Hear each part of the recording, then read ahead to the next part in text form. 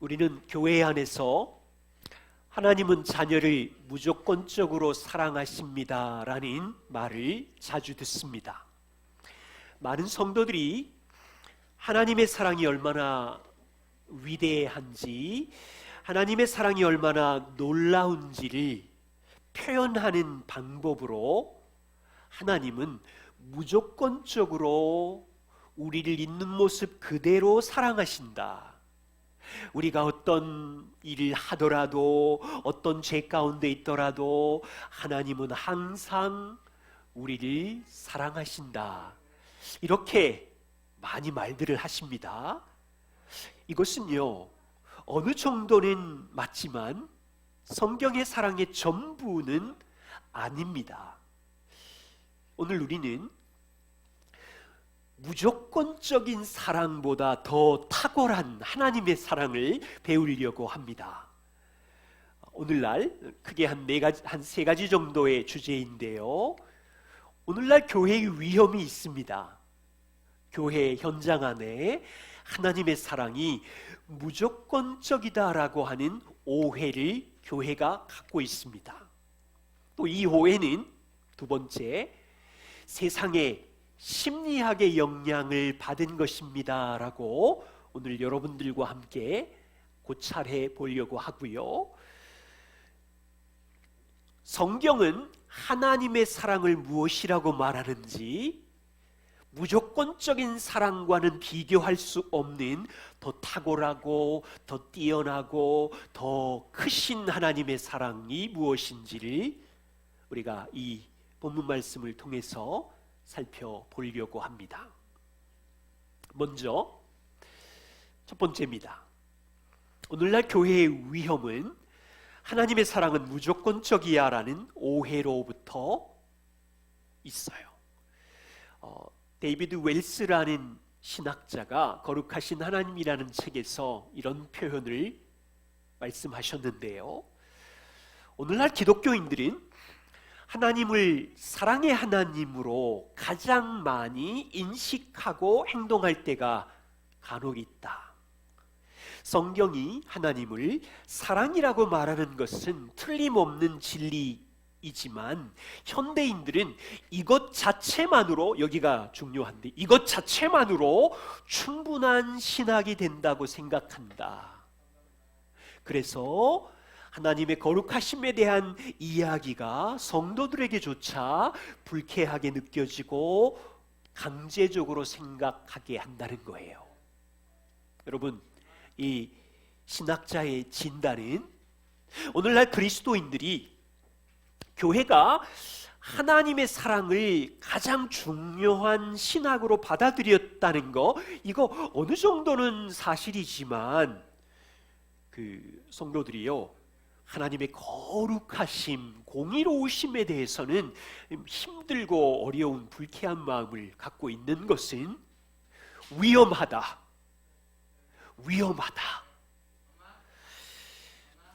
제가 여러분들에게 몇 가지 문장을 말씀드려 볼게요. 여기 네 가지 문장을 한번 잘 보세요. 여러분도 한번 확인해 보시죠. 첫 번째, 하나님은 거룩하시지만 반드시 사랑의 지배를 받아야 된다. 두 번째, 하나님은 죄를 미워하시지만 죄인은 사랑하신다.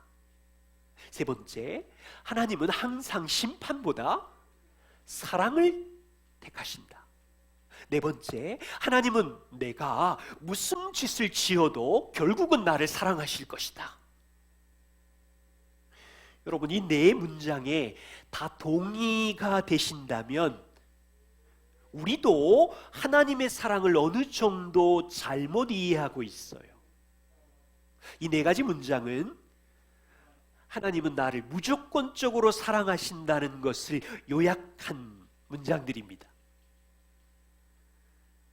하나님은 사랑이시지만 반드시 사랑의 지배를 받는 건 아니에요. 그분은 거룩이셔서 거룩 안에 사랑이 있는 거예요.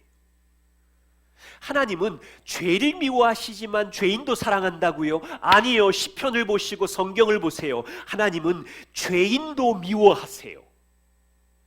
우상숭배하는 죄인, 거짓과 음란한 죄인을 미워하셔서 지옥까지 던지세요. 하나님은 무슨 죄를 지어도 사랑하신다? 아니요, 절대 아니에요. 하나님은 죄멋대로 사는 죄를 허용하지 않으세요. 죄를 지으면 하나님은 슬퍼하세요. 죄를 책망하세요. 하나님의 사랑은 무조건적이다. 이것을 오해한 한 목사님이 있어요. 미국의 목사님, 락벨이라고 하는 목사님이 있는데, 이분이 이렇게 말했어요. 한번 보세요. 지금까지 살았던 수십억의 사람들 중에 선택된 몇 명만이 더 나은 곳으로 가고, 나머지 사람들은 전부 영원한 고통, 형벌 속에서 괴로워해야 한단 말인가? 노아 홍수를 상상해 보면 더 정확한 것 같아요. 그렇게 돼도 하나님은 괜찮으시단 말인가? 하나님은 영원히 고통당할 수많은 사람들을 창조하셨단 말인가? 아니, 그렇게 하시고도 수많은 사람들이 지옥에 가는 것을 허용하시고도 여전히 하나님은 자신을 사랑이시라고 주장할 수 있단 말인가? 이 락벨 목사님의 주장이에요. 뭐라고 말하는 거예요? 하나님이 사랑이시라면 사람들을 영원한 형벌이나 심판과 지옥에 보내시면 안 되고, 하나님이 사랑이시면 지옥을 설계하시면 안 되지 않냐? 아니, 어떻게 노아 홍수로 인류 전체는 죽어서 영원한 형벌을 받고 선택된 노아와 그 가족 8명만 구원하냐? 하나님이 사랑이 맞냐? 락벨 목사님은 하나님을 사랑이라는 속성에 다 묶어버렸기 때문에 거룩하신 하나님의 심판과 지옥을 인정할 수도 없었고, 예수님의 단골 메뉴인 지옥의 경고를 설교하지도 못했어요. 그는 자기가 좋아하는 성경 구절을 뽑아서 하나님은 무조건적인 사랑의 하나님입니다 주장했었죠. 하나님의 사랑은 무조건 내버려두는 사랑이 아니라는 건 부모인 우리는 너무 잘 알고 있어요. 여러분, 부모로서 자녀들을 어떻게 양육하십니까? 여러분의 7살짜리 자녀가 예를 들면 우리 최바울 군이 놀이터에서 놀고 있다고 생각해 보세요. 부모는 사랑하는 눈으로 7살 아들이 바라보고 있겠지요. 그런데 만일 이 7살 아이가 놀이터에서 놀다가 갑자기 더러운 쓰레기통을 뒤지면서 자기가 좋아하는 먹다 남은 햄버거를 먹고 있다면, 부모는 사랑이니까 너 하고 싶은 대로 해라 내버려 두나요? 7살짜리 아이가 위험한 높은 전봇대 위로 올라가고 있다면, 7살짜리 아이가 중학생 형과 담배를 피면서 이상한 잡지를 보고 있어도 부모는 나는 사랑이야, 무조건 용납할 수 있어, 너 하고 싶은 대로 잘 놀아라, 그렇게 해요? 정상적인 부모가 아니지요. 이렇게 하면 무조건적인 사랑은 약점이 너무 많아요. 부모는 달려가서 자녀를 보호하고 간섭하고 돌보는 사랑이지요. 자녀들이 나쁜 말을 하면 책망해야 하고, 위험한 곳으로 가면 안 돼라고 바로잡아주는 사랑이 필요한 거지요. 부모의 사랑은 무조건적이지 않아요. 주의 깊은 사랑이며 책망하며 돌보는 사랑이지요. 물론 부모가 연약한 죄인이기 때문에 자녀를 돌볼 때 분노를 쏟아내기도 하고, 잔소리가 많아서 상처를 주기도 하고, 잘못된 판단을 선택해서 때로는 이상한 길로 데리고 갈 수도 있지만, 그럼에도 불구하고 부모의 사랑은 무조건 내버려 두는 사랑이 아니라는 거예요. 자녀를 향하여 나쁜 것에 오염되지 않도록 보호하고 죄를 책망하고 성실하게 가르치는 사랑이라는 것을 우리는 알고 있지요. 육신의 부모님도 무조건적인 사랑이 아니라면 하나님은 어떠시겠어요? 무조건적인 사랑이 아니라 부모보다 더 적극적으로 돌보고 인생에 개입하고 열정적으로 책망하고 수정하고 가르치는 사랑을 하나님은 우리 삶에서 행하시는 거죠. 첫 번째 요점은 이겁니다. 교회와 성도들이 하나님은 무조건적인 사랑입니다, 이것으로 충분합니다 라고 생각하는 것은 위험한 현상이라는 거예요. 이것은 어디로부터 왔습니까? 두 번째로 갑시다. 하나님의 사랑이 무조건적이라는 오해는 세상 심리학의 영향을 받은 것입니다. 이 무조건적인 사랑의 개념의 시작을 에리히 프롬으로부터 시작되었다고 말하는 분들이 있어요. 저도 이 책을 읽었는데요, 50년 된 책인데 에리히 프롬의 사랑의 기술이라는 유명한 책입니다. 이 책에서 에리히 프롬은 사랑을 정의하기를 어떤 존재를 몹시도 아끼고 귀중하게 여기는 것이라고 합니다. 그리고 책을 읽어보시면 사랑의 4가지 요소도 이야기하고 있고, 사랑의 최고의 모델로 어머니의 사랑의 능력을 이야기합니다. 여러분, 그 자녀를 향한 어머니의 사랑이 어때요? 어머니의 사랑은 복이며 평화이며 보상할 필요도 없는 있는 모습 그대로 자녀를 사랑하는 사랑이다. 우리는 어머니의 사랑을 배워야 한다. 여러분, 이 사랑의 개념이 발전해서요, 현대 심리학자들에게 영향을 주면서 이 현대 심리학의 자아 이론이 세워졌대요. 그래서 혹시 심리학을 공부해 보신 분들은 아시겠지만, 알프레드 아들러나 칼 로저스 심리학자가 이런 영향을 받아서 자아 이론을 이제 세웠는데, 그것을 요약하면 이렇습니다. 각 개인은 무조건 사랑스럽기 때문에 무조건 사랑을 받아야 하고, 무조건 존경받고, 각 개인은 무조건 받아들여지고, 무조건 귀중하게 여겨지고, 무조건 존중되어야만 한다. 여러분, 이런 무조건적인 받아들임의 원칙은 자이론의 심리학의 기본적이고 기초적인 원칙 중 하나이다. 죄송합니다. 오늘 심리학 시간도 아닌데 나누고 싶은 건 이거예요.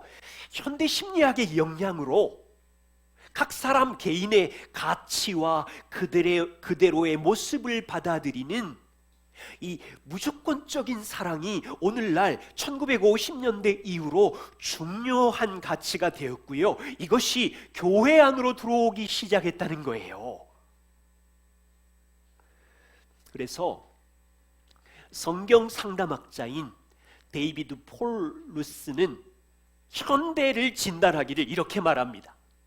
조금 어려운 표현들이지만 한번 보시지요. 그는 이 현대의 사랑을 진단하기를 어떠한 가치관이나 기대, 신념을 다른 사람들에게 강요하지 않는다는 철학하고 연결이 되어 있대. 뭐를 다른 사람에게 자기 신념이나 가치를 이렇게 주장하지 못하는, 내버려두는 상대주의와 다원주의의 철학과 연결되어 있고, 이것은 또한 인본주의 심리학에서 말하는 무조건적이고 긍정적인 배려라는 전문 용어가 가지는 이 가치관하고 유사하게 연결되어 있대요. 인정이 되세요? 오늘날 사람들의 이 사고, 그리고 말하기를 대부분의 사람들은 무조건적인 사랑에 대하여 생각할 때 이 개념을 떠올린대요. 지금 많은 사람들이 무조건적인 사랑, 그럴 때는 그 사람들 안에 가장 깊은 곳 속에 어떤 개념을 떠올리냐면, 너는 괜찮아, 하나님은 너를 있는 그대로 받아주셔, 내가 누군가의 뜻대로 하지 않을지라도, 그렇죠? 누군가의 뜻대로 하지 않아도 하나님은 너를 항상 웃어주시는 분이야. 너는 너의 고유에 있는 그대로의 가치를 가지고 있는 존귀한 존재이고, 하나님은 너의 강한, 가장 흉한 모습까지도 받아주시는 분이고, 하나님은 너를 향하여 미소를 누리며 평안히 쉴 수 있게 하는 분이야. 이런 생각을 현대인들이 하고 있대요. 그리고 마지막 이분의 선언이 놀라워요. 이것은 하나님의 진정한 사랑과는 완전히 반대되는 세상의 철학이다.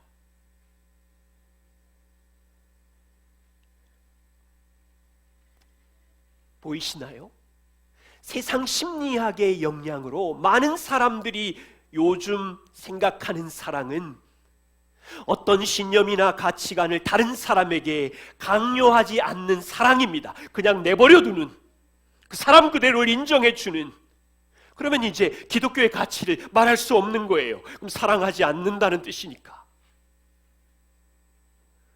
또한 무슨 짓을 해도 괜찮아, 괜찮아, 너는 지금 모습 그대로 가치 있어, 받아주는 자기 사랑이 이 시대에 팽배한 현대인의 사랑이래요. 그래서 이것은 각 사람을 존중하는 상대주의로, 다원주의로 발전하게 된 거죠. 슬픈 현실은 이것입니다. 이 심리학의 영향이 교회와 성도들에게 들어왔어요. 그래서 이제 성도들의 고백 속에도 이제 이런 고백이 있기 시작했어요. 뭐라고 말하냐면, 하나님은 나를 있는 모습 그대로 사랑하십니다. 당신은 사랑받기 위해 태어. 이거 엄청 좋아하죠. 얼마나 놀라운 베스트송이 되었습니까? 사실이지만 사랑받기를 원하는 거예요. 그런데 성도들 안에 하나님은 나를 있는 모습 그대로 사랑하신다, 회개하면 좋겠지만 회개하지 않아도 하나님의 사랑을 받는 것에는 큰 문제가 없다고 생각합니다. 여러분, 성도들의 마음 안에는 하나님의 사랑은 너무나 크기 때문에 우리가 그리스도를 향하여 돌이키지 않아도 하나님은 나를 받아주시기에 충분한 사랑이다라고 말하는 거예요. 이 문장들을 좀 보세요.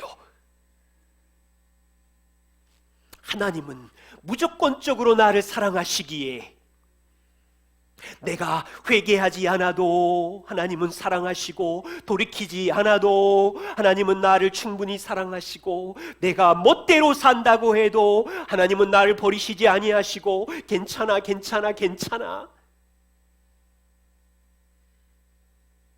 이게 교회 안에 세상의 심리학이 끼친 영향이래요. 이것은 하나님의 사랑을 심각하게 오해하고 있는 현실입니다. 데이비드 폴루슨의 말대로 하나님의 진정한 사랑과 완전히 반대되는 세상의 철학이기에 성도는 분별해야 합니다. 하나님의 사랑은 이 시대 정신과 반대인 거룩한 사랑입니다. 하나님의 사랑은요, 제멋대로 자기 욕망에 사로잡혀 사는 사람을 오냐, 괜찮아, 너는 평안할 거야, 하나님이 나 용납해 주셔라고 하지 않아요. 예수님은 회개해라, 죄에서 돌이켜라, 죄를 책망하는 사랑이에요. 마태복음 23장에 보세요. 바리새인과 서기관들을 향하여 예수님은 내가 너희를 용납한다, 너희의 신념과 가치관과 삶의 습관을 있는 모습 그대로 받아들인다, 너희의 삶을 무조건 존중한다, 이렇게 말씀하지 않으셨어요. 마태복음 23장에 보세요. 화 있을진저 외식하는 서기관들아 바리새인들아를 계속 반복하시면서 그들의 일상의 죄를 들추어내시고 그들의 숨겨진 수치스러운 죄를 책망하시는 사랑인 거예요. 너희가 사람에게 보이려고 겉은 찬란하지만 너희의 마음은 무덤처럼 더럽다고 하시면서, 오늘 같은 경우는 자아 존중 시대에서 예수님은 돌에 맞을 단어들을 써가면서 그들을 책망하면서 심지어 너희가 지옥의 판결을 피하겠느냐 경고하면서, 예수님의 사랑은 심판과 지옥으로 경고하시면서 그들의 죄를 미워하고 그들을 거룩한 삶으로 초대하는 사랑이라는 거예요.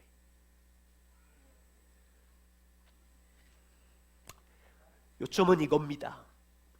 교회나 성도가요, 심리학의 역량으로 무조건적인 사랑을 주장하고 있는데 우리는 깨어서 분별해야 합니다.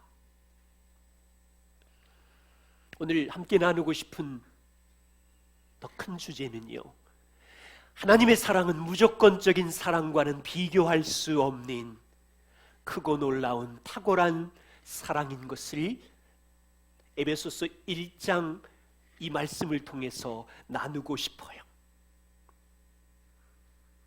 한 가지는요, 하나님의 사랑은 그리스도께서 성취하신 사랑입니다. 바울은 에베소서 1장 3절에 하나님 찬송합니다.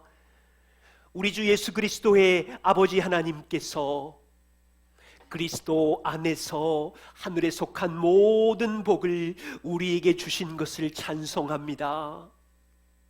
바울은요, 제수복을 입고 있고 차가운 감옥에 있습니다. 바울에게는 세상의 명예가 없습니다. 볼품없는 죄수이지만 미친 사람처럼 하나님을 열광적으로 찬양하고 있습니다. 그 이유가 무엇입니까? 그리스도 안에서 하늘에 신령한 모든 복을 자신이 가졌음을 알았기 때문입니다. 하늘의 모든 신령한 복 무엇인가요? 14절까지 바울은 쉬지 않고 마침표를 찍지 않고 고백하는 복들이 나열되어 있어요. 창세전에 하나님이 나를, 교회를 택하신 복입니다. 그리스도 안에서 하나님의 아들 자녀가 된 복입니다. 그리스도 안에서 제사함의 복입니다. 의롭게 된 복입니다. 성령이 내 인생 안에 들어오신 복입니다. 죽음 이후에 하늘의 영원한 기업을 상속받는 복입니다. 어마어마한 복을 바울은 나열합니다. 바울은 이 모든 복을 공짜로 억만금을 주고 산 것도 아니고요, 바울이 일을 해서 획득한 것도 아니고요, 바울은 이 모든 것 안에 내가 한 일은 nothing, 아무것도 없는데, 여러분 그 신문에 보면 가끔 뭐 이렇게 눌러가지고 주택복권 당첨됐을 때 5천억 행제 이런 거 가끔씩 신문에 뜨시면 부러우시지요. 지금 바울은 그 기분인 거예요. 내가 하나님의 사랑 안에서 은혜로 공짜로 하늘의 모든 신령한 복을 나는 nothing, 아무것도 한 일이 없는데 받았습니다.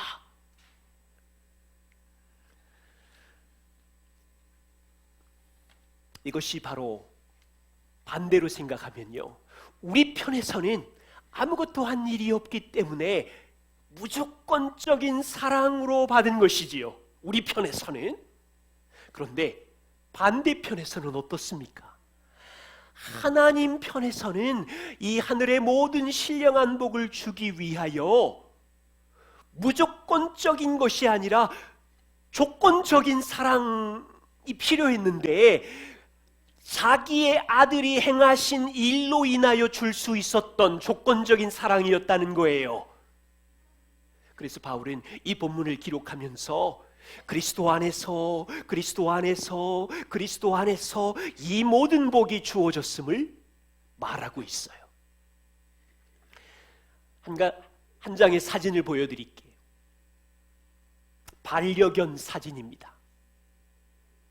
지난주 25일 잃어버린 2마리 반려견 사진에 보이는 것 등장하죠. 이 2마리 개를 찾아주는 대가로 현상금이 50만 달러가 걸렸어요. 5억 6천만 원을 준다는. 여러분, 이 개들은 주인을 잘 만나서 복이 터진 건가요?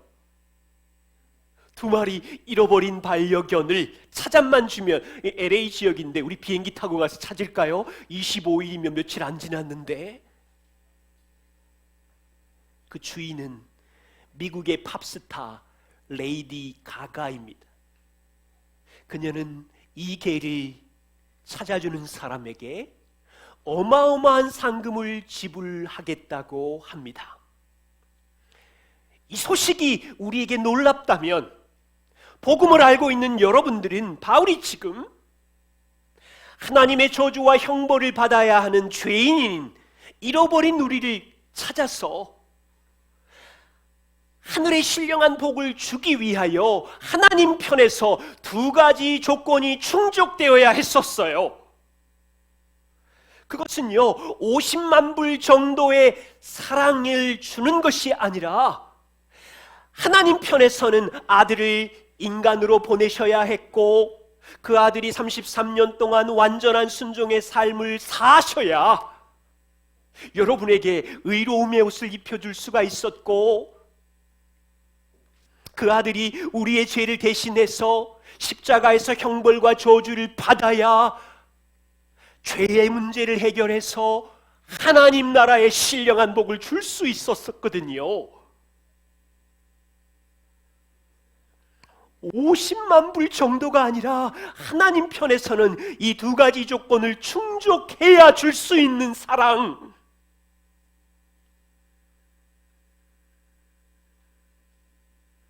하나님의 사랑은요, 우리 편에서는 은혜요, 공짜요, 거저받은 사랑이지만 하나님 편에서는 모든 것을 희생해야 하는 조건적인 사랑이었다는 거예요. 저는 지금 말장난을 하고 있는 것이 아니라 하나님의 사랑의 신비한 비밀을 매일 우리가 보고 있는 이 비밀을 나누고 있는 거예요. 2번째, 하나님의 사랑은 목적이 있어요. 부모가 자녀에게 잔소리를 하고 책망하는 이유는 무엇입니까? 부모는 자녀를 향한 목적이 있기 때문에 잔소리하고 작은 일도 간섭합니다. 자녀들이 세상의 훌륭한 시민으로 성장하는 것이 목표이기 때문에 매일 공부 시간을 점검하고 자녀들의 말 한마디, 생활 태도, 예절을 간섭합니다. 자녀들이 싫어해도 엄마 잔소리가 많아요, 너무 하세요, 이렇게 말할지라도 부모는 끊임없이 간섭하고 돌봅니다. 부모는 자녀를 하나님의 사람으로 세우려고 하는 목표 때문에 자녀들을 제멋대로 두지 않습니다. 스마트폰이나 인터넷이나 잘못된 정보와 여러 문화가 자녀들에게 침입하지 못하도록 부모는 촉을 세우고 보호하고 돌보고 하나님의 말씀을 가르치고 책임지는 사랑이 있지요. 부모에게 목적이 있기에, 그 방향이 있기에 그렇게 돌보는 것이지요. 하나님께서요, 전부를 주셨어요. 아들을 보내시고 아들의 삶과 십자가의 죽음으로 우리를 구원해 놓고 제멋대로 살아라 그렇게 내버려 두신 것이 아니라 목적이 있는데, 바울은 에베소서 1장 4절에 어마어마한 목표를 말합니다. 우리로 그 사랑 안에서 하나님 앞에 거룩하고 흠이 없는 존재로 서게 하려고 영원으로 달려가고 있는 거예요.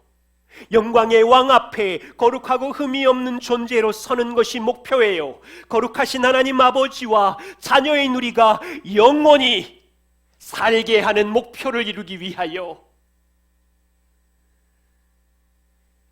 이 목표 때문에 하나님은 자녀들을 제멋대로 죄를 짓고 살아도 용납하고 괜찮아, 너는 소중해라고 말하지 않아요. 하나님은 이스라엘 백성을 애굽에서 노예인 그들을 구출해낸 다음에 너희가 이제 자유를 얻었으니 너희 하고 싶은 대로 살아라라고 말씀하지 않지요. 그들에게 출애굽기 19장부터 보십시오.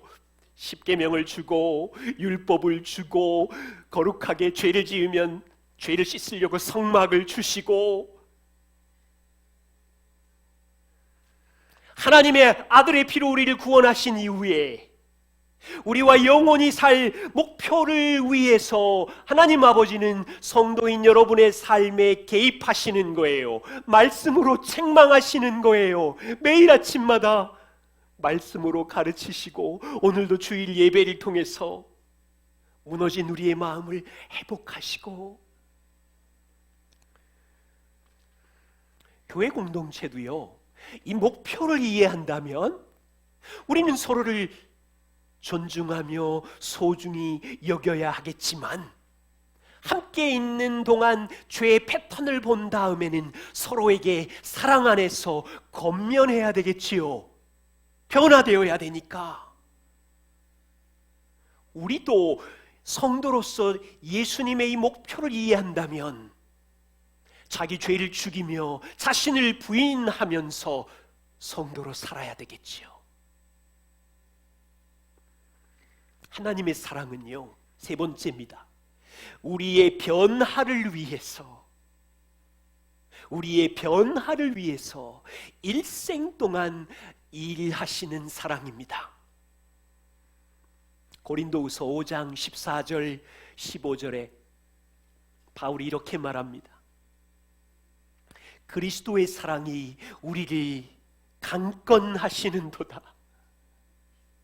그리스도의 사랑이 우리를 잡아서 어디로 끌고 가는도다. 어디로 데리고 가냐면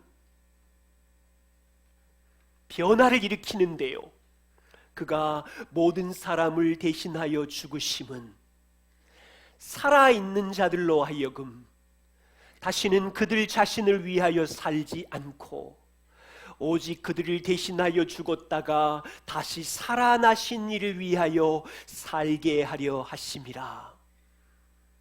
그리스도의 사랑이 우리를 어떤 변화로 데리고 간다고 합니까?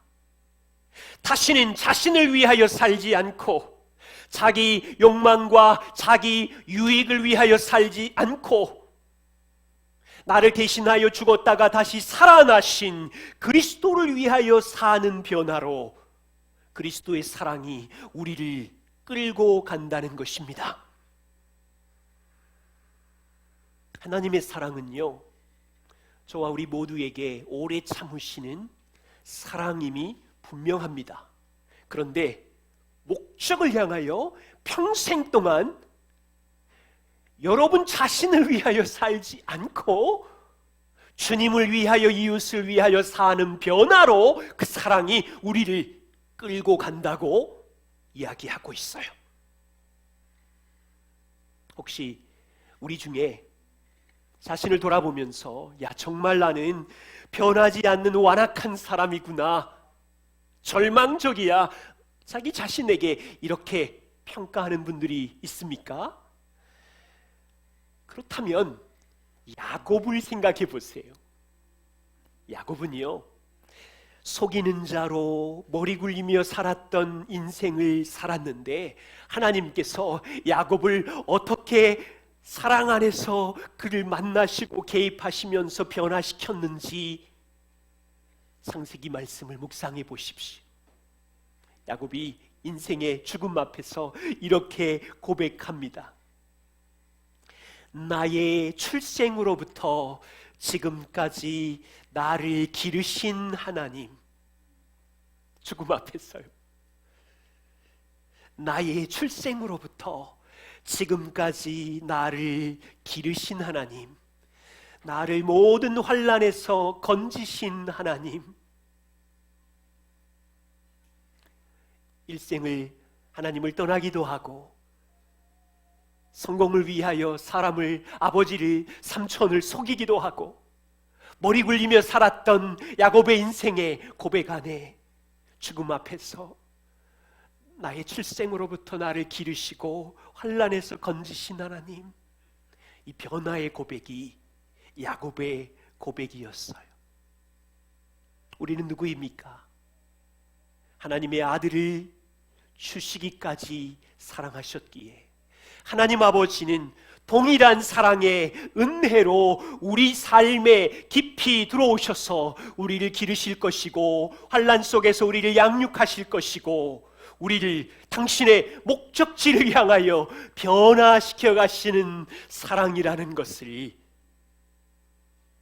얼마나 더 탁월하고 더 큰 하나님의 사랑입니까? 우리가 이 사랑을 알아가고 이해해가면서 주님을 더욱 사모하는, 갈망하는 주님의 사람들이 되어 주십시오. 기도하겠습니다.